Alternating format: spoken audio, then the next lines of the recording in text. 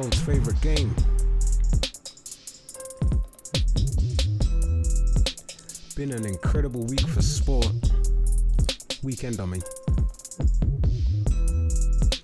We've had the Rugby World Cup, but I don't care about rugby. We've had the US Open in the tennis. Coco Gauff went and won her first title. That's her first Grand Slam. I've been following her career since she first started, so shout out to Coco. That's a huge moment for her. And Izzy Adesanya got slumped in the UFC, lost his UFC middleweight title fight. That was a surprise. Bisping was telling people to go bet on Adesanya and everything, and Izzy went and lost. Nobody saw that coming, did they? But this is the sport, man. This is what can happen. Things like that happen in football all the time, don't they? Giant killings. There's one that we can talk about a bit later. We've got so much to talk about. Last time out, I told you guys that I was going to do a little transfer focus this time, but I didn't expect that we was going to have so much to talk about from the international break. So I've got a bunch of stories, and I'm recording late as ever. So yalla yalla, like they say in RSO. No, yo, let's go, man, let's go. So we have headlines. Look at that, I haven't got my notes open. Let's go. Headlines. The transfer window is closed. We've got the European Championship qualifiers on.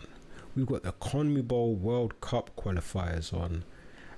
And we've got the AFCON qualifiers on, as well as some world friendlies. Now, brands, you know me, I like to get around a bit. Today I went a bit crazy. I've gone and got AS, Marca, Sky Sports.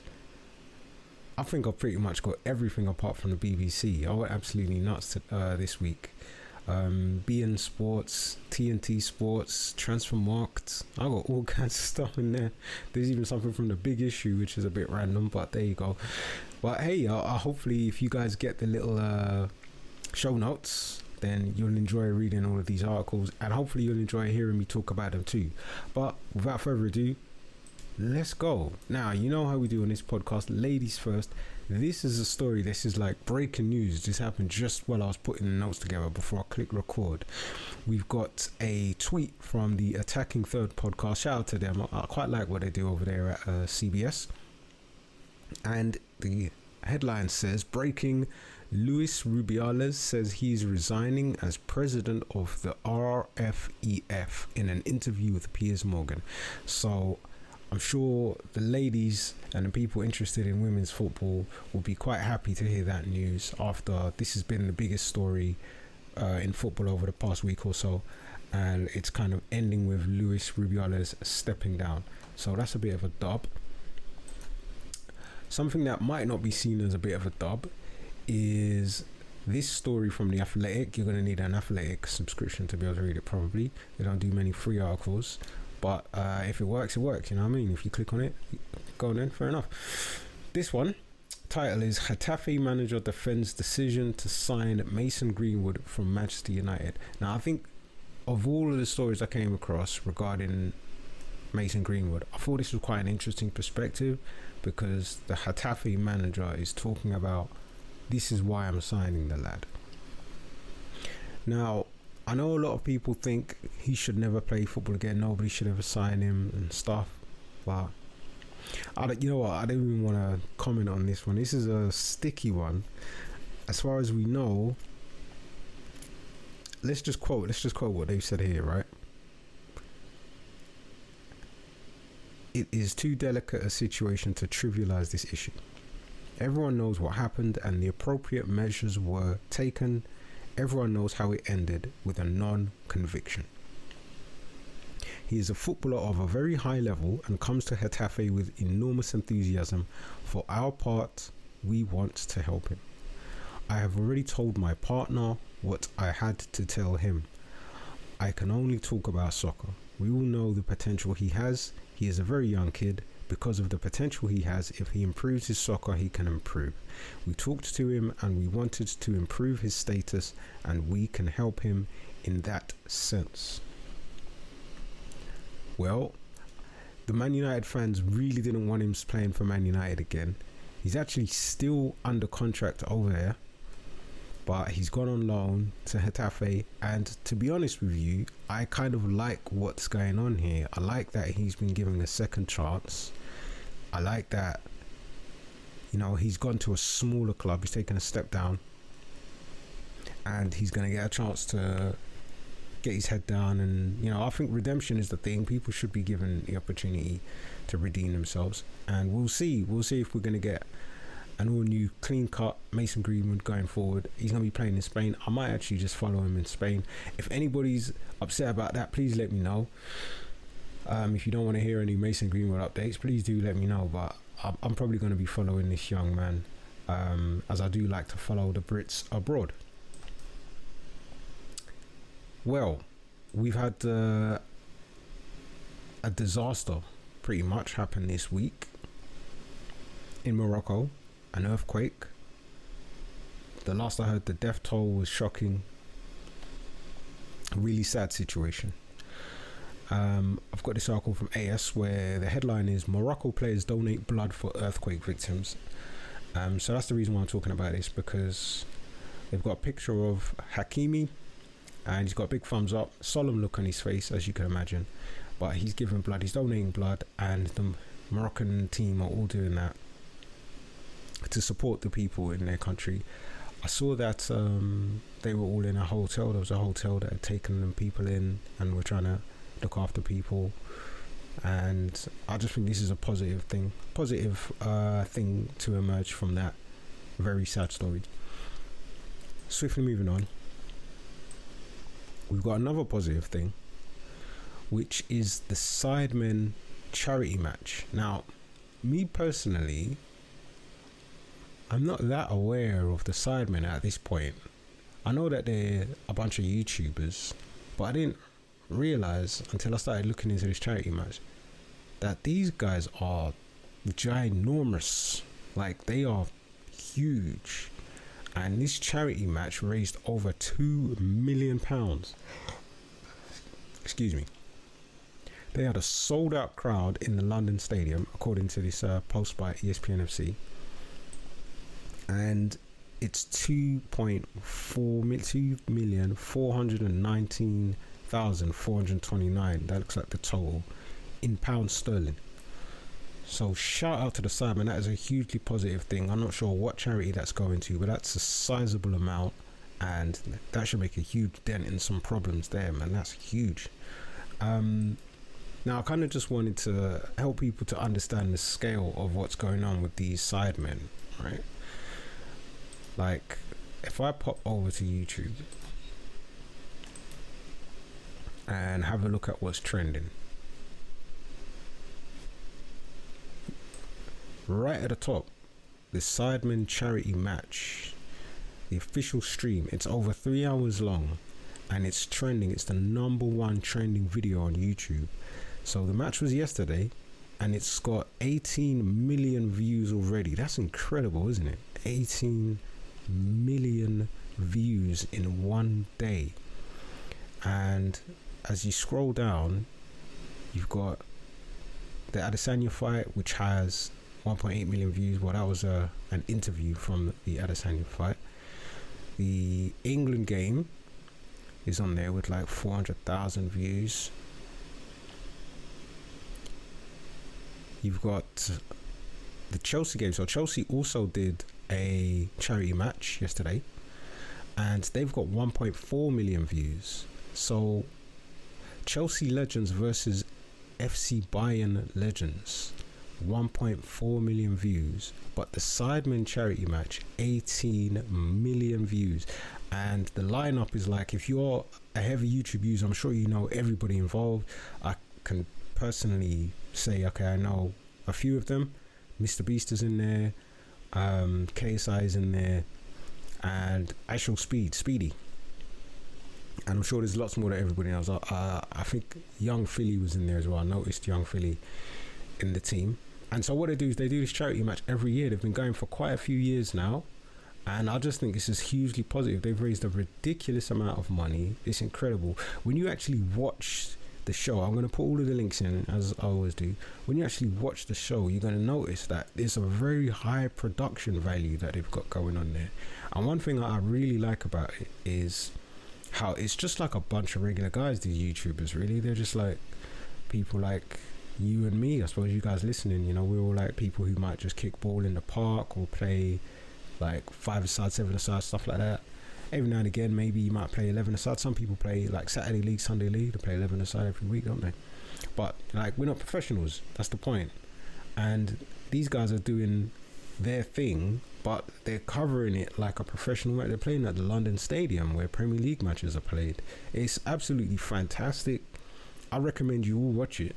I've got the highlights in there, which is about 10 minutes long, so you don't have to watch the whole 3-hour live show if you don't want to. Boy, it's a recorded show now. But yeah, I'd recommend watching the highlights.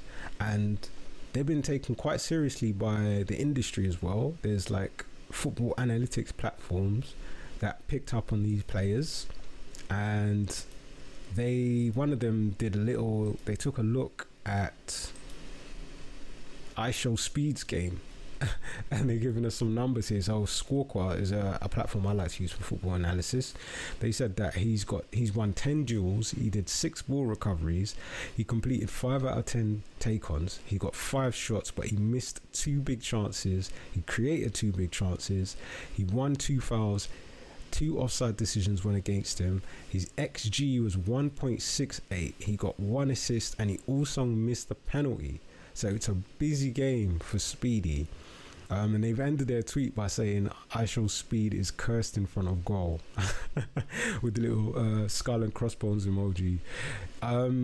Yeah, and there's a hilarious moment as well when he took his penalty and KSI was in goal and he kind of just fluffed it and then collapsed to the ground, and KSI came over to do some trash talk. Yo, KSI loves his trash talking. So that's a hilarious moment from the match. There's loads of other hilarious moments. I saw another one where one of these YouTubers got a yellow card from the referee. I think it's a retired ref, looked like Mark Clattenburg. And so the ref's got to give him a yellow card, and the YouTuber's gone and pulled out a reverse card on the ref, which I thought was absolutely hilarious. And I guess that's the kind of random stuff that you might get happening at a Sidemen FC match. The Sidemen FC versus the YouTube All-Stars. Absolutely, like, just good fun, man. Good. I think you guys should watch it. I think everyone will like it. And I just love the fact that it's just everyday kind of guys playing football. I've also got a little link to some highlights of Speedy's game. We talked about his stats. You can watch him, and like I say, this is just like regular guys, you know, no one's a professional here, so you can see that he's not a professional player, but he's got something about him. He's got a little tech, he's got some speed. Well, obviously his name is iShowSpeed, and he's playing on the wing. You know, he roasted a man a couple of times with some wing play, and yeah, I'm just super excited about this because now I'm going to start following the Sidemen a lot more and watching what they're doing. Shout out to them. Swiftly moving on. Let's talk about England, man. The European Championships, the qualifiers. England. Like, we all wanted England to go and smash the Ukraine 3-0 or something, assert some dominance and just look like the world-class team that we all think England is, but they struggled and everyone's upset about it. I've got this article here from ESPN where James Ollie, you may have seen him on the TV on ESPN FC, and he's a senior writer over there. So he's written a good piece here about the selection issues and all of the little details. I think it's a good read. You guys should go and read that. And he ends by saying, I think Ukraine made it difficult to find space in midfield, so credit to them. Oh, excuse me, that's Southgate saying that. They defended in a very compact way. That helped with us having control up to that point, and then we turned too many balls over that we wouldn't normally do. So yeah, I wouldn't expect that to happen again. And the writer has kind of finished by saying Southgate has earned the right to make any choices he sees fit, given the scale of England's progress during his 7-year tenure. And it's worth remembering that in this Group C campaign, England won in Italy for the first time since 1961. To suggest further improvement is coming, it just hasn't consistently arrived yet. So I like the way that he wraps up his article there. I don't think you'll get that opinion from many. A lot of people are very, very heavy on the critique for Gareth Southgate. A lot of fans, I'm seeing Southgate out, like they want to get another manager in. Me personally, I don't know if that's going to be the answer, because as an England football fan, I've seen this kind of thing time and time again. We've had glorious teams, we've had fantastic players, we've had Ashley Cole, we've had Steven Gerrard, we've had Wayne Rooney. Those guys didn't win anything. They were winning everything at the club level, Champions League, league titles, whatever you want. But when it came to international level, they didn't win anything. And it got to a point where people started thinking, all right, let's go and bring in the best coaches, you know, instead of just having an English manager managing the English team. Let's bring in the best coaches. And, you know, we had Sven-Goran Eriksson, we had Fabio Capello. We still didn't get anything. So for those saying, okay, sack Southgate and get someone else in, like, like, I would love you guys to hit me up and tell me, who do you think should replace Gareth Southgate if you want him out? Me personally, my mind is blank. I don't have any answers to that question. I always thought Arsene Wenger could be an interesting choice for an England manager, because you know the football that Wenger played, maybe he could get the best out of an England team, especially with the technical footballers they have now. Can you imagine Arsene Wenger with the likes of Phil Foden and Jack Grealish, Bellingham? Like, Wenger's team would slap, wouldn't it? That Wenger ball with those players, it would be incredible to watch. But maybe Wenger's finished now. Maybe you can't bring him out of his FIFA role. You can't bring him back into football management. Maybe you need another choice.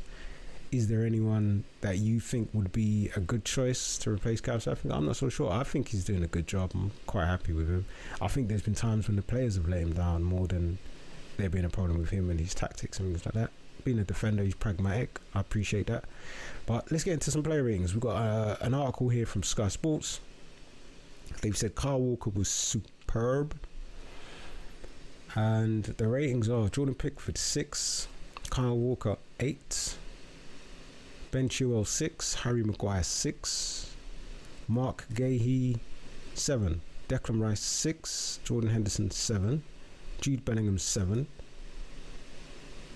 James Maddison 6, Bukayo Saka 6, Harry Kane 7, and then the subs: Marcus Rashford 4, Phil Foden 4. I feel like they're a bit harsh on Rice. I don't think he put a foot wrong. He didn't do anything. What have they said here? Will be accused of failing to track his Arsenal teammate Zinchenko for Ukraine's opener, and did not look quite his best throughout. Rice has had better games in an England shirt. Nah, I think that's harsh, because I remember when that goal went in and I was thinking, what is Maguire doing in the box right there? I thought that was Maguire's responsibility to be in a position to be able to stop Zinchenko. But I guess if you want to critique England's midfield, then yeah, whoever's the defensive linchpin in the midfield should be tracking back. They should be in the box. Maybe they should be tracking the midfielder. Maybe that's the player that you're marking, right? Your opposite number, if you like. So they may have some sort of a point there. He may have had a role in England conceding a goal, but I do think that's a bit harsh. He had a good game. I remember there was one clip of him collecting the ball from Modric. I just thought that was class. The way he kind of just stepped up and intercepted the ball so clean, didn't have to make a messy tackle or anything. He's a classy player. Well, hopefully it's on to bigger and better results for England. Someone who is doing things that are bigger and better is Arsenal's own star boy Bukayo Saka. He won an award recently. Geez, I actually forgot to research that and to get a story. Maybe I can get one retroactively to put into the notes.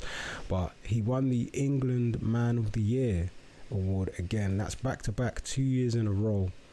He really is the star boy. I've got a little article here that was published in Big Issue where he gets a chance to kind of just talk from the heart and talk about life, and it's quite an interesting read if you are a Bukayo Saka fan. Sticking with the European Championships, Pascal Gross makes his senior Germany debut, aged 32 years old and 12 years after he last represented the national team at any level. I always like to see these kinds of stories, man.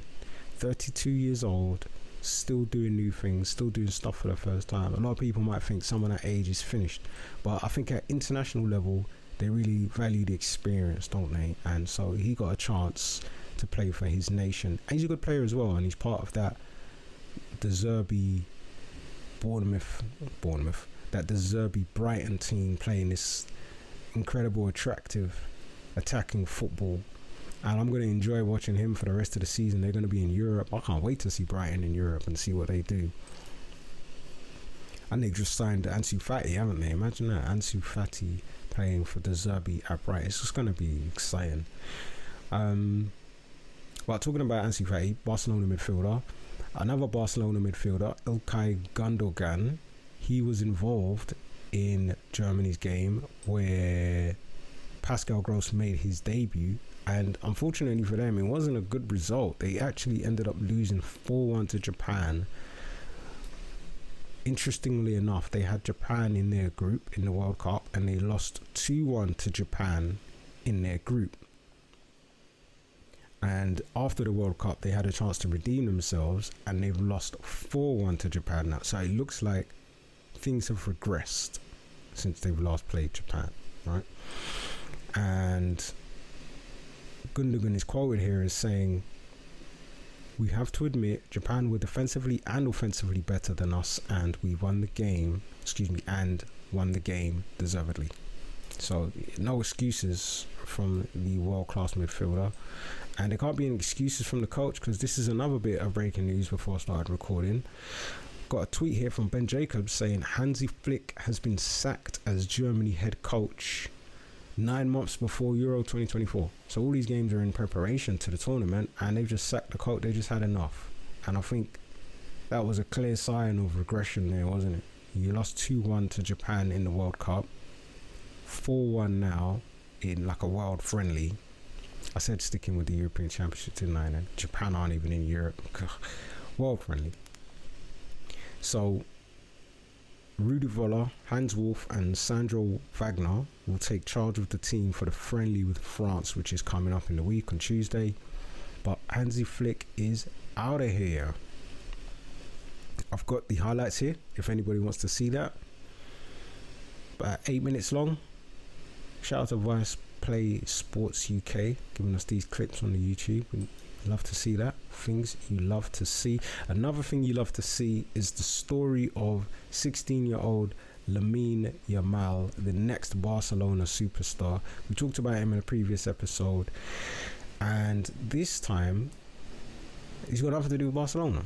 He's played for Spain, and he's become their youngest ever player to debut for Barcelona and Spain, and he scored as well. So yeah, 16 years old, breaking records, playing for Barcelona, playing for Spain. Just absolutely fantastic. What a start for this lad. He's gonna have a great career, isn't he? And if you want to read that, this is a story from ESPN by Sam Marsden and Moises Lawrence.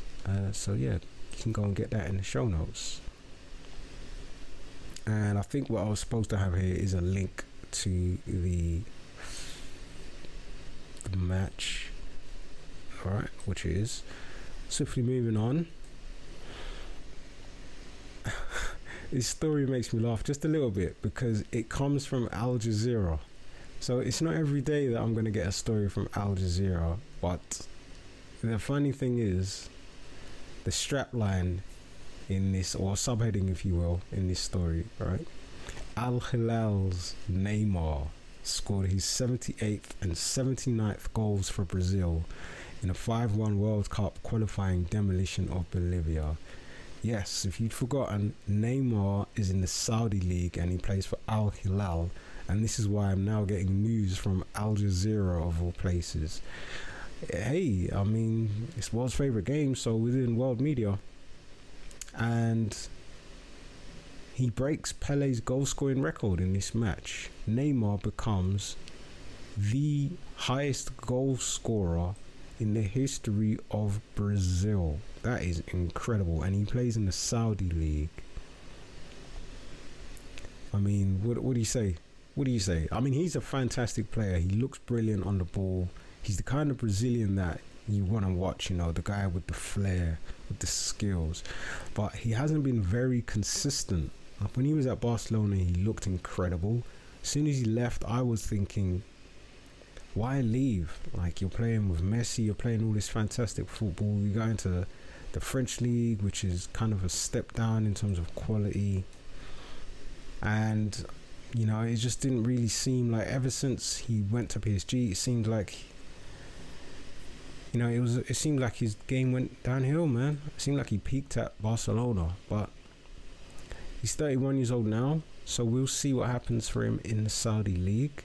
Yalla yalla. But shout out to Neymar. That is officially the greatest goal scorer in the history of Brazil. It kind of breaks my heart to say that a little bit, because for me, the greatest goal scorer should be someone like Pele, or it should be R9. I think R9 was third in that list. Brazilian Ronaldo, R9. He's my favorite. I absolutely loved him when I was a kid. Went down the park and tried to practice the skills that I saw him do. He was fantastic. Did I ever tell you guys that I saw him play? I went to the World Cup in Germany, Dortmund 2006, and I saw Brazilian Ronaldo play. He was towards the end of his career, but he was still absolutely fantastic. And for me, I would love it for him to be Brazilian's record goal scorer. But it just so happens it's Neymar, and you know, he's a fantastic player. I shouldn't be disappointed, but it is what it is, man. Shout out to Neymar. So if anybody wants to see that game, Brazil versus Bolivia, where it's like a historic match now, isn't it? Well, this is the one where Neymar became the record goal scorer for Brazil. You can see that. That's in the show notes. Okay, we've also got highlights of Uruguay versus Chile. So these are the CONMEBOL matches we're getting into now. CONMEBOL World Cup qualifiers. Got a lovely little story here, sticking with the South American theme, from Enzo Fernandez. Right, this one's a tweet put out by Bleacher Report Football. And what they've done is they've done a throwback to when Enzo wrote a letter to Leo Messi after he retired from international football in 2016. There's a little video, and you know, there's like a screenshot of the letter he wrote. I can't read it because it's in Spanish. I think they speak Spanish in Argentina, but it looks like Spanish. And you know, it's emotional because it's like Messi retired, and a lot of players were writing him and saying, Messi, you're my idol, like, you had such a great career, blah blah blah. I think it's things like that that inspired him to want to come out of international retirement, and he did, and he came back. And when he came back, he won the World Cup. Can you imagine? He comes out of international retirement and wins the World Cup for the first time in his career. And it was things like this, the kind of support and the encouragement. This is what helped him to come back. This is what helped him to do arguably the greatest thing that he's ever done in his career. Like, he would have done that without the support of his teammates, you know.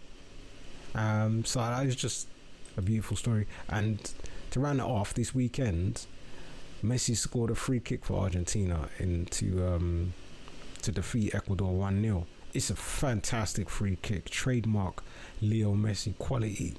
Excuse me, whips it around the keeper. That's in the show notes. Swiftly moving on, we know that Messi plays in the MLS these days. As he was away with his nation, he missed the last match, which was Inter Miami versus Sporting Kansas City. Taking a quick look at the MLS table in the Eastern Conference, Miami are second bottom, 14th in the league. They've been there since before Messi came, and all of his performances have been in the cup competitions pretty much. I think he's only played one league game so far. And so they're still rooted to the bottom of the table, and the season's coming towards an end, but they're not down and out, right? They've got the playoffs in this league, and the team at the bottom of the playoffs is in 9th place, so you have to finish 9th to make it into the playoffs. And since Messi's come, the catalyst that he's been, the way that everyone stepped up their game, if they can make it into the playoffs, maybe they can go all the way, you know, maybe they can go all the way and win the playoffs. So let's see. The thing about Miami is they've got 2 games in hand on DC, who are sitting in 9th. And yeah, there's a lot of teams in that mix between 10th and 14th that have played more matches. The points difference isn't that high. It's like 6 points between Miami and DC. DC on 34 points, Miami on 28 points. They've got 2 games in hand. It's possible, it's doable that they can get into the playoffs, man. So yeah, let's see what Miami can do from now to the end of the season. And I think this match is proof that Inter Miami isn't just about Leo Messi. It's not Leo Messi FC, because he was away with Argentina, and guess what happened? Inter Miami beat Sporting Kansas 3-1. So yeah, that's a great result. Some good goals in there if you want to see them. We had a goal from Campana. He had a penalty in the first half. Then we had a goal which was created by DeAndre Yedlin, picking the ball up on the right.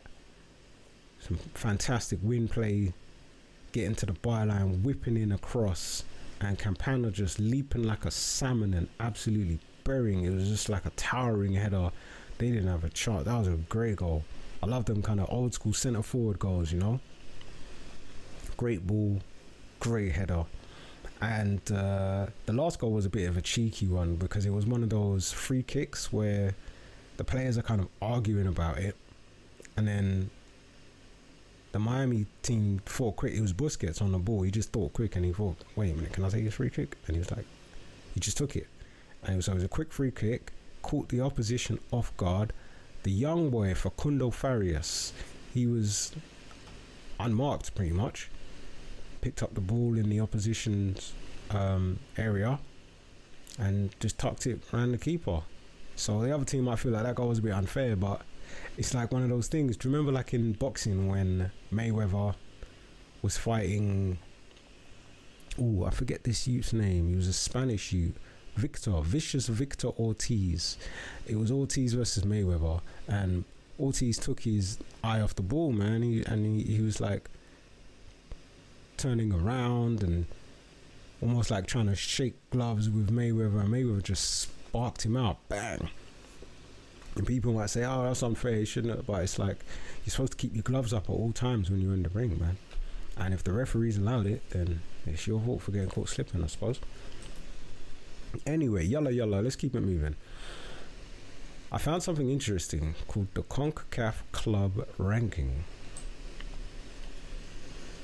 The regional results are out. The latest edition of the CONCACAF Club Rankings, right? Now, CONCACAF is one of those federations. If you're not aware of them, it's kind of like how we have UEFA in Europe, and they've got CONCACAF in the Americas. On the first page, they've got this little embedded YouTube slideshow that we've got here. YouTube, Instagram.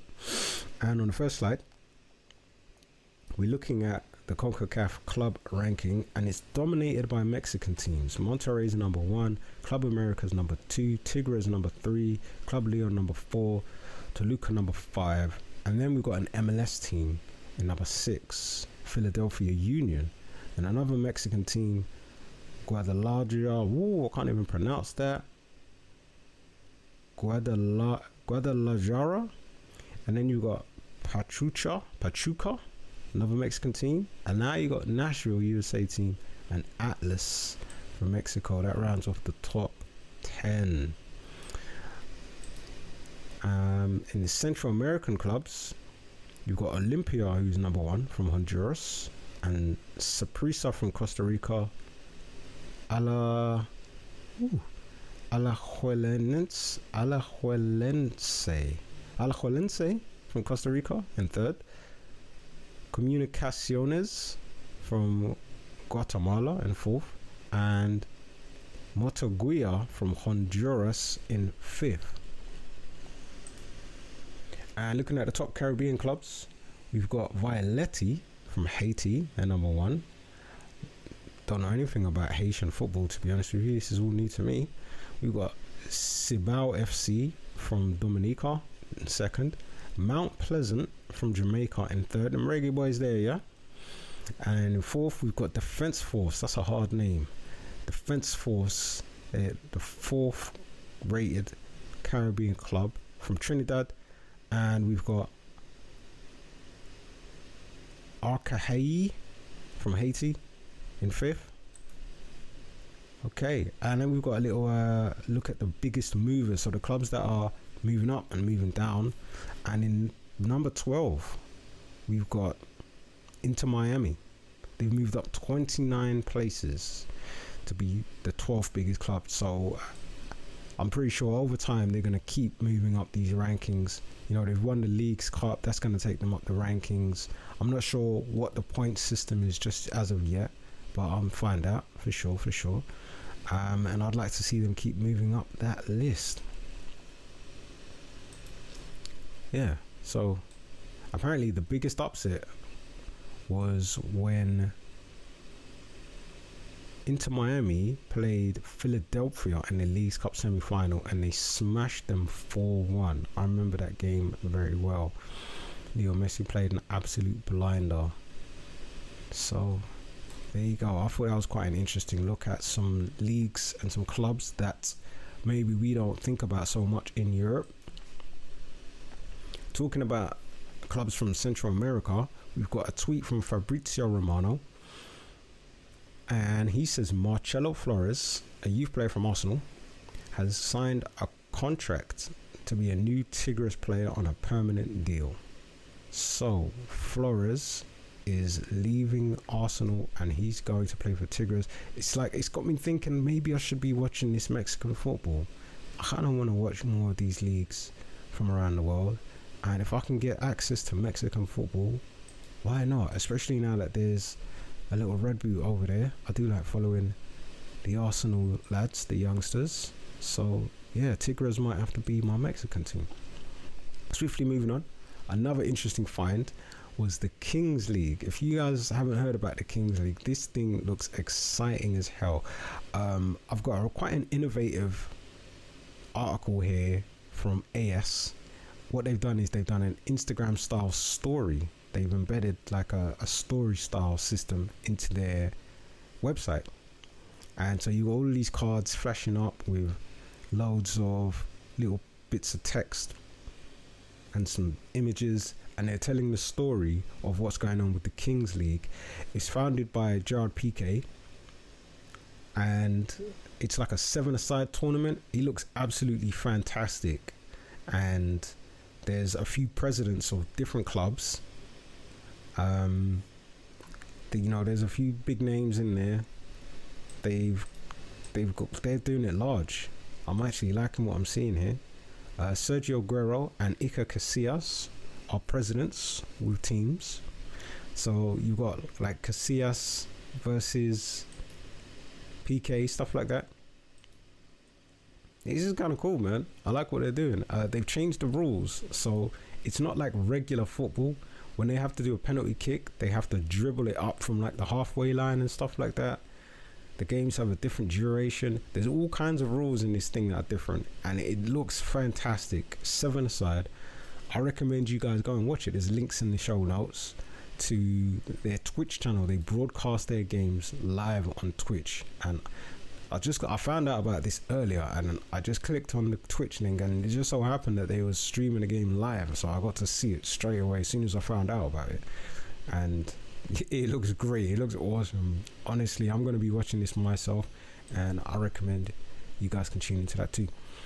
How are we doing for time? 39 minutes gone. The yalla didn't quite go according to plan. You know, I get caught up into it. I love football, don't I? I'm always talking about football. I kind of wanted to do a transfer deep dive. But let's try and run through it quickly, man.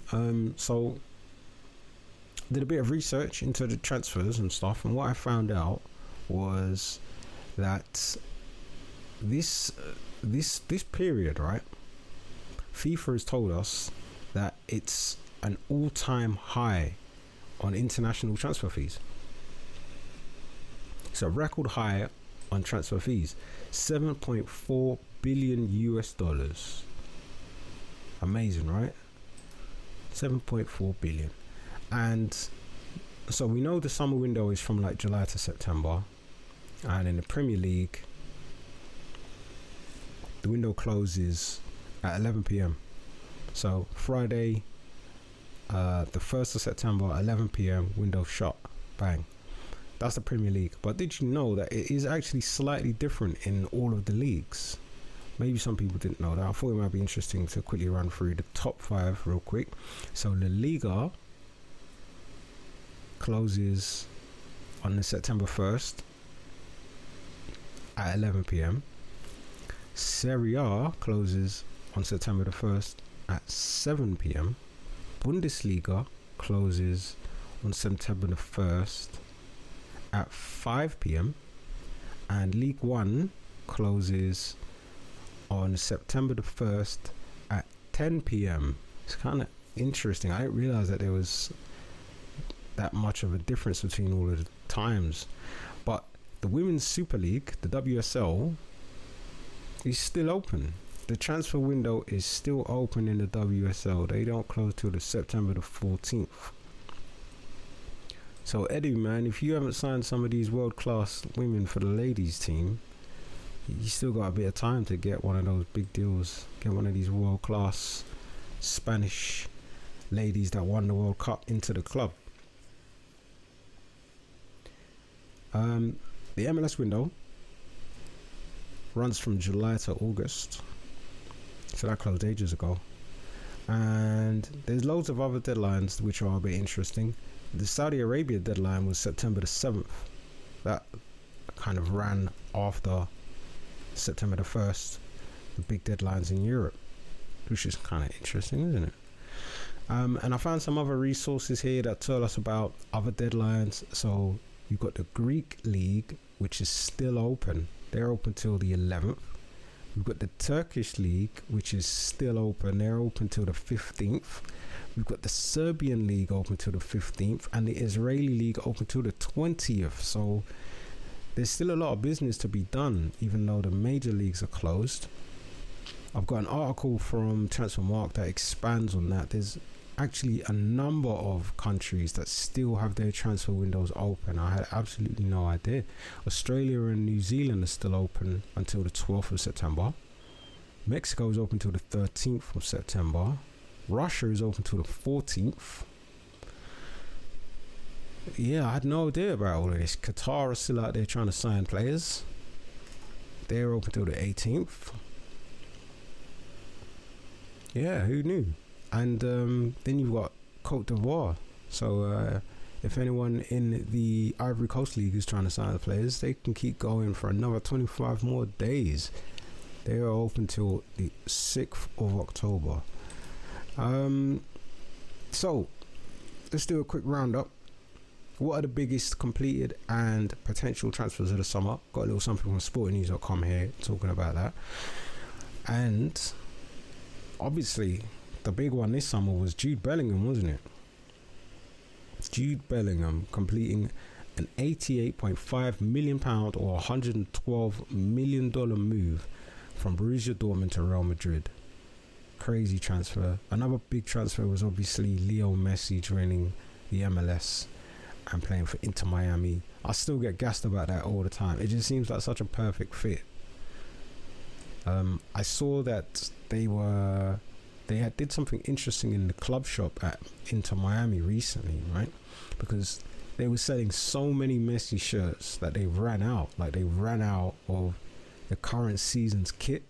So what they did was they went into their inventory and they pulled out some stock from the first ever season when they had a white shirt, So it's not the pink shirts of this season, it's the white shirts from the first ever season, and they've put Messi number 10 on it, and they started selling those in the club shop. It's kind of interesting. But anyway, loads more big transfers, weren't there? We've had Declan Jollof Rice, yeah, being a British transfer record, £100 million sterling, 100 million squid, mate. Moving from West Ham to the best team in the Premier League, the mighty Gunners. Come on.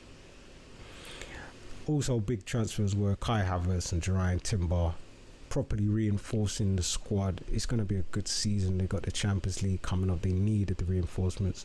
Unlucky for Jurrien to get injured, man. We're all hurting and rooting for him, but it is what it is. Hopefully they'll still be able to get good results without him.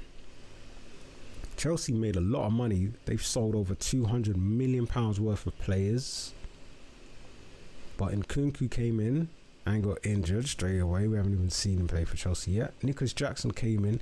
He's looked all right, but he missed a glaring, I think it was against Nottingham Forest. It was just a glaring open goal. Mate, it's a tap in. It looked harder to miss it. Just tap that in, and he put it wide. Crazy. But he's getting in the opportunities. He's getting in the positions. He's getting the opportunities. The goals are probably going to come at some point, and they've got a run of fixtures that aren't that difficult, so he should be able to get a little rhythm going. And if he gets a rhythm going against the smaller teams, by the time they face some of the bigger teams, maybe he'll be in full of confidence and being grateful. But yeah, Jackson looks decent, man. He looks decent. Big transfers were also Mason Mount, Andre Onana and Rasmus Højlund, all signing for Manchester United, so they are looking strong. There was loads of gossip. Kylian Mbappe to Real Madrid, that was a huge rumour.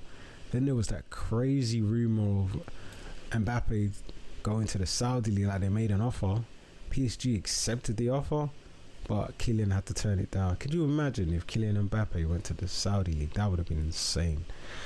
And right at the end of the window was the Saudi League coming after Mo Salah of Liverpool. Just absolutely bonkers. It's been a crazy window. It really has been a crazy transfer window. And there's some more numbers before we wrap this all up. So got an article from Marker here expanding on some of these numbers. Where do I even start? So many numbers. Wow. So, September 1st, transfer spending reached an all-time high of $7.36 billion, which is up 26.8% from the previous record set in 2019 and up 47.2% compared to the same period in 2022. England's Premier League topped the list for transfer spending at $1.98 billion. They signed 449 players and 504 players transferred out. Are we at a Premier League deficit? Have we lost more players than we've brought in? But then there's going to be players getting promoted from the academies and stuff, isn't there? Germany recorded the highest amount of transfer income with $1.11 billion. That's interesting. A lot of German exports. What's a notable German export? Obviously a lot of that, well, I'll say a lot of that, but some of that is going to be Bellingham going to Real Madrid. Can't think of any players from Germany who signed for the Premier League. Liverpool signed someone, didn't they? They signed a player who I'm not familiar with, and he's playing in their centre midfield. I don't know his game. I imagine he's an anchor man because that's the kind of player they needed. I saw him play once, but I wasn't really paying that much attention. So yeah, looking forward. I think I forget his name. He's like a Japanese player or something like that. Anua or something. I don't know. I'll probably got his name completely wrong. But he's in the midfield for Liverpool. He came from the German league. So, Arab soccer, second place in transfers.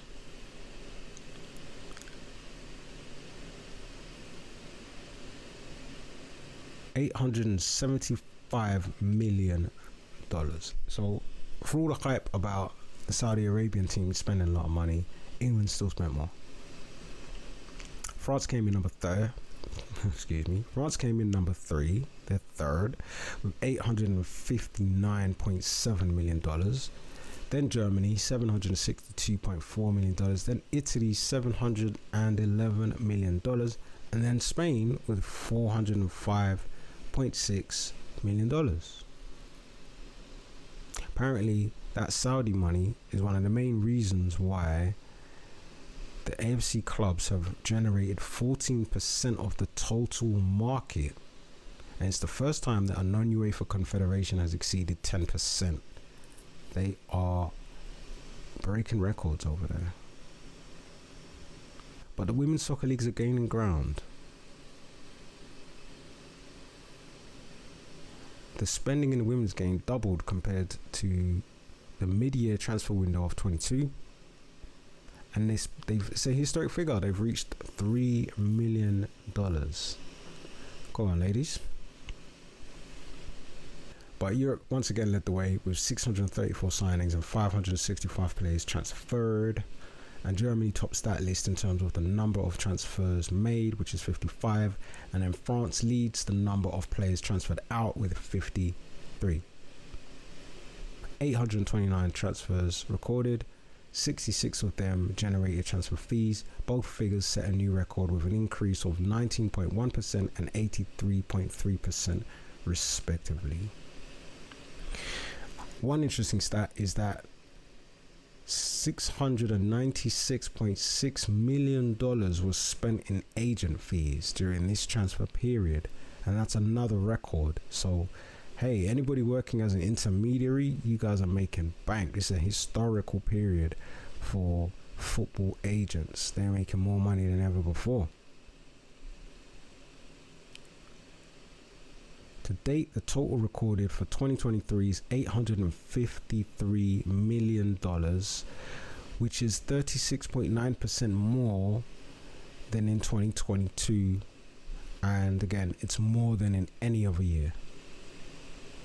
Yeah, that's a lot. So there we go. There's our summary.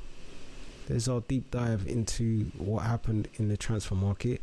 Two more transfers before we get out of here.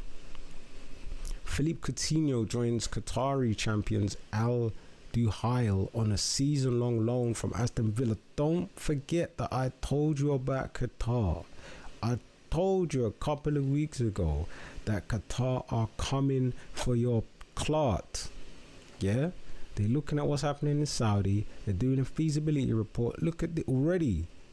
They're bringing in Philippe Coutinho from Aston Villa. Already they're signing Brazilians from the Premier League. Coutinho used to play for Barcelona and Bayern Munich, man. Liverpool. That's a big signing. Another big signing, big in name, is Sergio Ramos. And this is a fantastic signing for me because he's returned to his boyhood club, Sevilla, on a 1-year deal. This is a story from beIN Sports. He's 37 years old. He's gone back to where it all started. It's just like a romantic football story. He's gone right back to the genesis. Returns to Sevilla 18 years after he left there to join Real Madrid. Amazing. I remember him as a young'un, man. He came through as a fullback. He was getting it in. He was playing as a right back. And, you know, he had that youthful exuberance. He was bombing down the wing, whipping in crosses. And I just thought, this kid's got a game. And he looked hard as well. He was getting stuck in. And then I actually just thought he was going to be like a solid right back. But then I started seeing him playing as a centre back. And I was like, okay, maybe he was a centre back all along. And they were just blooding him in as a right back. But yeah, great defender. I actually thought he was going to be one of those players that can play both positions, but he just settled into life as a centre half, and that was it. And for me, Sergio Ramos is probably my favourite defender of his generation. I used to call him Thanos, Sergio Thanos. I just love the way he plays the game. He's so grimy, man. He just gets stuck in. He is a villain. That's the way he plays, man. He is like a villain. There was a charity match not too long ago he was involved in where he was tracking this player, and then he went to ground and then he just pulled out. Like, he just, because he was like, it's almost like he had the red mist. Like, he turned into the Incredible Hulk. He just got super angry, and then he pulled out at the last minute. Like, he was like, oh, wait a minute, this is a charity match. Wait a minute. Like, he was about to chop this guy in half. That's how he does it, man. Full-blooded tackles. You don't mess around. And he had this wry smile on his face. Like, you're lucky this is a charity match, because if this was a proper match, bro, you would have got absolutely torn apart. So, yeah, you can read about a little bit about his career here in this article. He scored 101 goals. A defender who scores 101 goals. It's fantastic, isn't it? It's Sergio Ramos, man. One of the best defenders that we've ever seen. Man. And that's the end of the show. That's the end. There's no more transfers in these transfer trackers that I've got open. What does it say? Transfer deadline day, Sofian Amrabat joins Man United. Tottenham signed Brennan Johnson. We know about that. There's nothing more to talk about. The windows are closed in Europe. My throat is getting a bit hoarse. I might have to get myself a beverage. We're closing in on an hour recorded. I wanted to yalla, but hey, man, I love football, so I get distracted. What can I say? But yeah, thanks for tuning in, and be good to yourselves. Be good to the world. And I'm going to catch you on the next one. Peace.